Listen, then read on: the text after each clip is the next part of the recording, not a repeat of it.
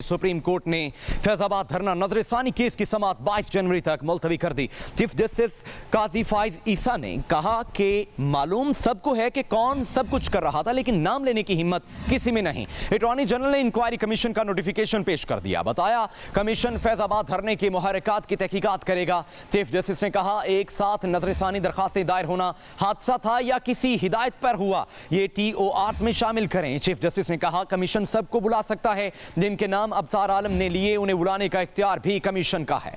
फैजाबाद धरना केस की समाअत supreme court में हुई। चीफ जस्टिस की सरबराही में 3 रुकनी बेंच ने केस सुना। अटॉर्नी जनरल ने इंक्वायरी कमीशन का नोटिफिकेशन पेश कर दिया। शेख रशीद ने नजरसानी दरख्वास्त वापस ले ली। चीफ जस्टिस ने पूछा आपने नजरसानी की दरख्वास्त आखिर दायर ही क्यों की थी। वकील ने कहा कि एजेंसियों की रिपोर्ट से कुछ गलत फहमियां हुई जिस पर नजरसानी दायर की। चीफ जस्टिस ने कहा सच सबको पता है, बोलने की हिम्मत कोई नहीं करता। वकील ने कहा कि आजकल तो सच बोलना और हिम्मत करना कुछ ज्यादा ही मुश्किल हो गया। चीफ जस्टिस ने कहा आजकल की बात न करें, हम उस वक्त की बात कर रहे हैं। ये मामला मजाक नहीं, आपने पूरे मुल्क को सर पर नचाया।